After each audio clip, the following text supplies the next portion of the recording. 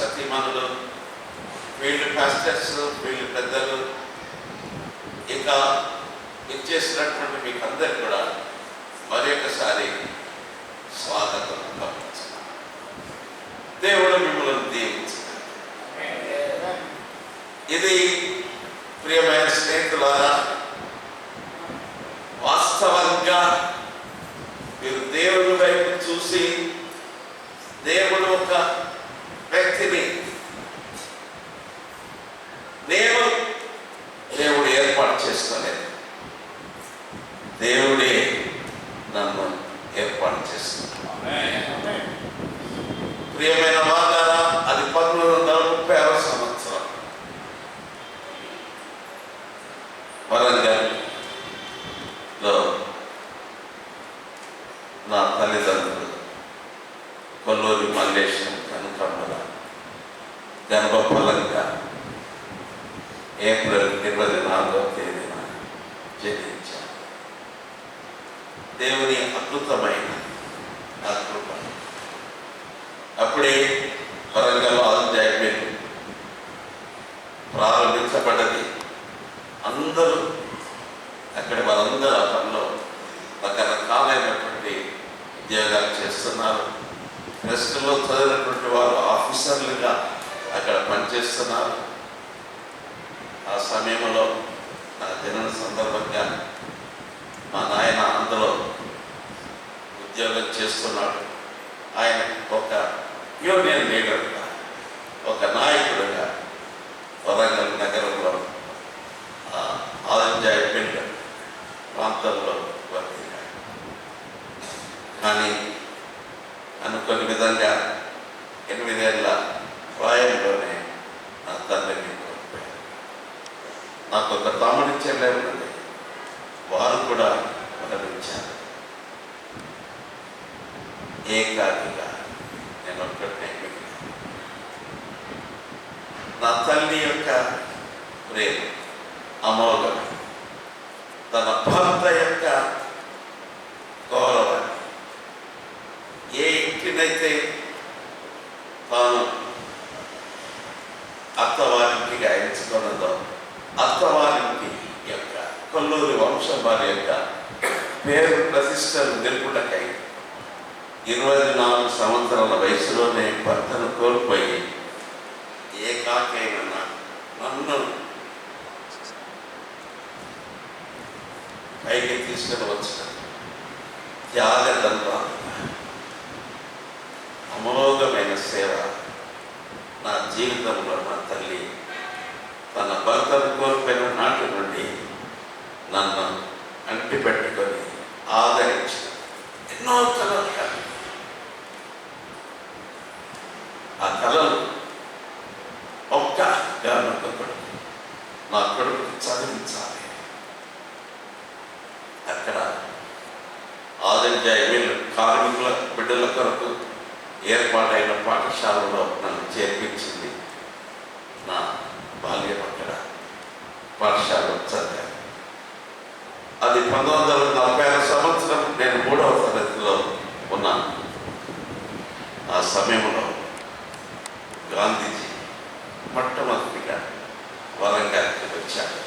నిజాం రాష్ట్రంలో గాంధీజీని ప్రవేశపెట్టడానికి వీలు లేకుండే అయినా అక్కడ పురప్రముఖుల కోరిక మేరకు మద్రాసుకు వెళ్ళే వార్దా నుండి మద్రాసుకు వెళ్ళే గాంధీని అక్కడ ఆపి సభ చేశారు.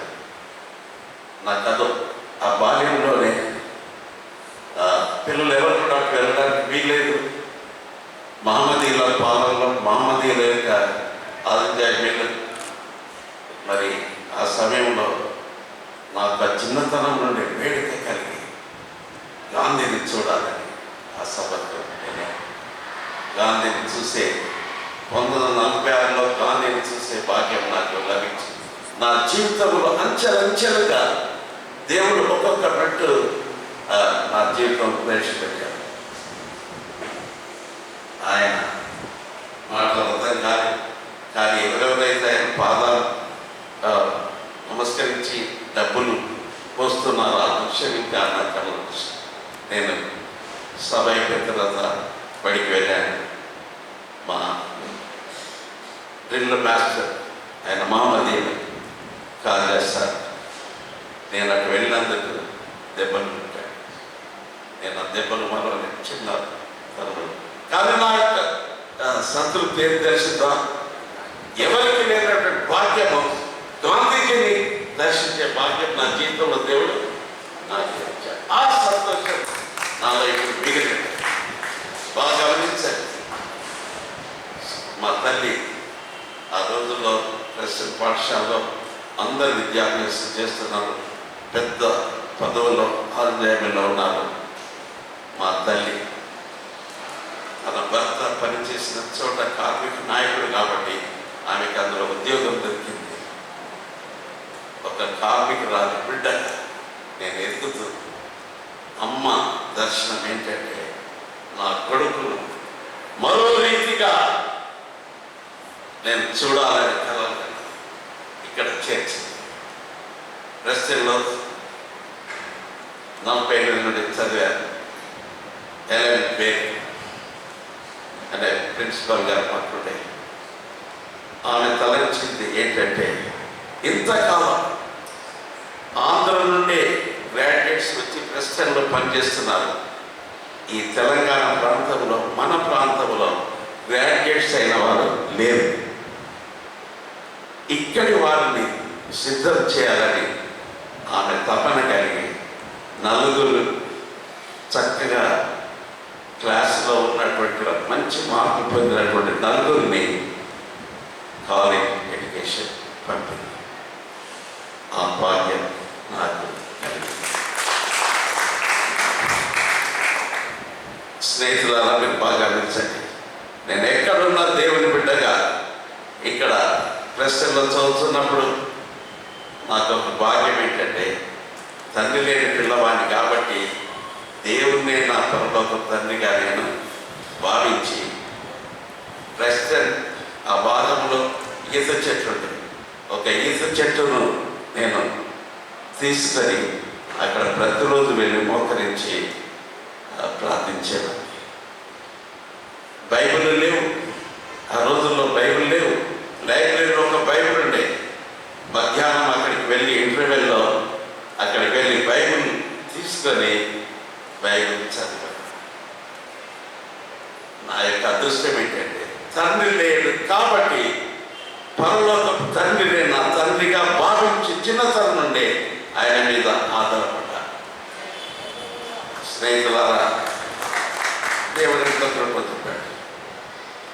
ఇంటర్మీడియట్లో చదువుతున్నప్పుడు నేను రాసిన ఆకలి కేకలు ఫస్ట్ ప్రైజ్ వచ్చేసింది. 9th క్లాస్లో ఉన్నప్పుడే ప్రెస్టేజ్ ఇన్స్టిట్యూట్లో దైవ పూజ పద్యాలు రాస్తే బ్యాప్టిస్ట్ మ్యాగజైన్లో మా హెడ్ మాస్టర్ గారు పంపిస్తే మొదటి పేజీలోనే దైవ పూజ కేఎం జాన్ ప్రెస్టేజ్ ఇన్స్టిట్యూట్ అని ఆ ముద్రణ జరిగింది. ఉస్మానియాకి వెళ్ళినప్పుడు ముఖ్యమంత్రి దామోదర సంజీవయ్య కాలేజ్ డే నాడు బహుమతులు ఇచ్చేస్తున్నారు. కేఎం జాన్ యూనివర్సిటీలో ఫస్ట్ ప్రైజ్.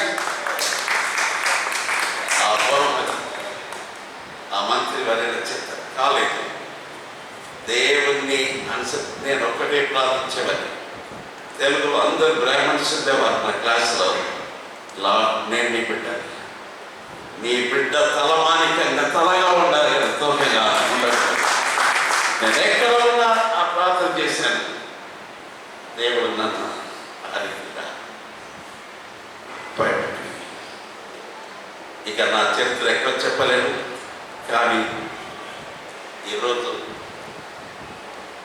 నా వివాహం అయిన తర్వాత మీరు ఇప్పుడు ఇక్కడ వేరే కార్యక్రమానికి వచ్చాము. నా మొత్తం చరిత్ర చెప్పలేను. కానీ దేవుని కృప చేత నాకు టీవీఎస్ కార్యక్రమం చేసిన తర్వాత మెథడిస్ట్ బాయ్స్ హై స్కూల్ హైదరాబాద్లో ఉద్యోగం దొరికింది. వారే నన్ను పిలిచి ఇచ్చారు. వెళ్ళాను. అక్కడ నా సేవ చూసి నన్ను అభిమానించిన స్నేహితులు ఎంతోమంది మిషనరీలు హైదరాబాద్ కూడా నాకు లభించారు. ఒక్క విషయం మీతో చెప్పాలి. నా వివాహం అయిన సంవత్సరానికి దేవుడు నాకు ప్రథమ సంతానం ఇచ్చాడు. స్నేహితులు అమ్మ మేము కలిసి ఉండేవాళ్ళం. ఆమెను అడిగాను, అమ్మ ఏం పేరు పెట్టాలి? నేను అనుకున్నాను, నన్ను చదివించినటువంటి ఎలెన్ బేరీ ఆమె పేరు పెట్టాలని. హెలెన్ అని నేను నామకరణం చేస్తే ఆమె అన్నది, why don't you add Mary?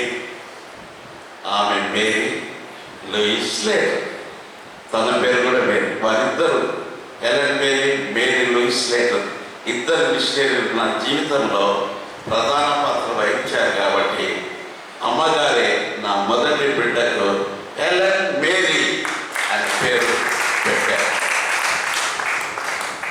Machinery నామధారి నా ప్రథమ సంతానం హెలెన్ మేరీ. 60 ఏళ్ళ మా కళ్ళ ముందు 60 ఏళ్ళ బిడ్డగా ఎదిగి షష్ఠి పూర్తి జరిపించుకుంటున్నది. మనమంతా గౌరవిస్తామా?